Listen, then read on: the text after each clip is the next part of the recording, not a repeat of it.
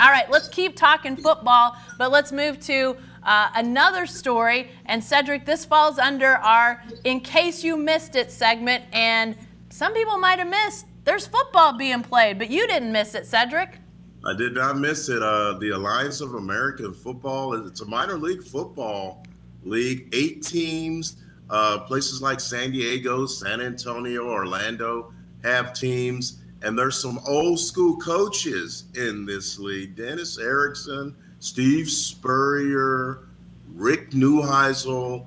And I didn't watch a lot of the games on the opening weekend. I caught a little bit of them, but I did read that it was the Saturday night. They drew 3.25 million viewers in America, and they outdrew the Oklahoma City Houston Rockets NBA game, which featured 3 MVP candidates in James Harden, Russell Westbrook, and PG-13. So to me, America just showed you we're all about football, any football, not the NFL, not college, but the Alliance of American Football. Yeah. So they are viable.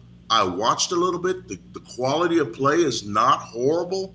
It's something to pass the time, to get us through February and March and get us to March Madness, where things start to pick up for sports writers. So I was really intrigued by it, and I'm actually going to go to San Antonio in the next few weeks to catch one of these games. Well, I'll be curious to see what you have to say about that, because, Cedric, I think it is interesting how you've got the AAF piggybacking on the NFL right now. You've got the XFL getting ready to launch. All of us around here know about that, as Bob Stoops announced as the first head coach general manager for the Dallas franchise. So it seems like there are people out there with money who are saying, hey, if I'm going to do a sports league, it might as well be football. And that's really interesting. It's going to be, I'll be curious, Cedric, to see how the ratings look in a few weeks. Do you think people will keep watching after that initial curiosity? Isn't that the biggest question about the AAF or any football league out there? That's a great question, because the XFL started out on fire, and then those ratings just kind of went boop, boop, boop, boop. Yeah. 27,000 people showed up at the Alamo Dome to watch that football game on Saturday night. So the attendance figures were pretty promising. A new thing always gets a little bit of buzz early. We'll see if there's that sustainability that's going to keep it going. Will the quality of play improve as we go on? Yeah. I think that it will. I saw some hungry football players looking to get some notice. It's a great audition for training camp. So these guys are going to end this season, and they're going to be in pretty good shape. And a lot of them are going to get some calls to training camps. There are players like Garrett Gilbert, who used to play at the University of Texas and SMU, played for the Carolina Panthers and the Patriots.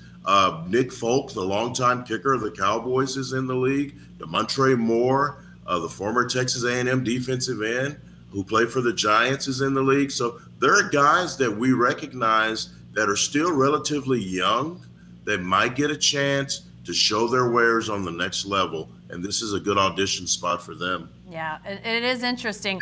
I've got a quick In Case You Missed It story that I looked at this week and really warmed my heart, frankly. Herm Edwards, the former NFL coach who's now at Arizona State, lots of people questioned his hiring a year ago or so, but I've become a Herm Edwards fan because said he gets it. He allows his players and his assistants to talk to the media. He allows a lot of access, more than I think you or I are used to in the college football teams we cover.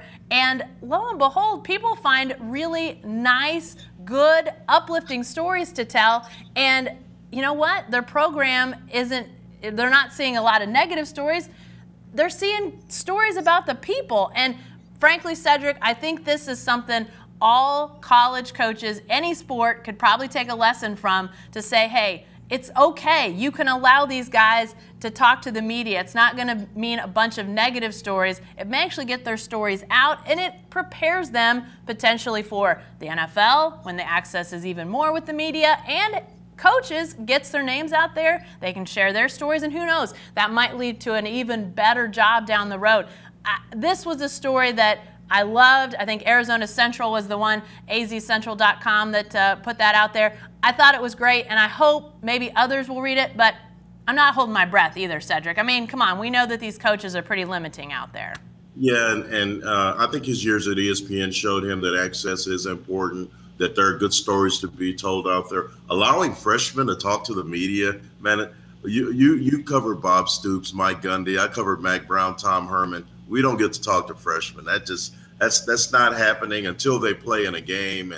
And so I kudos to Herm Edwards. I hope he never changes. I hope he coaches in Arizona for the remainder of his days. We love him as sports writers.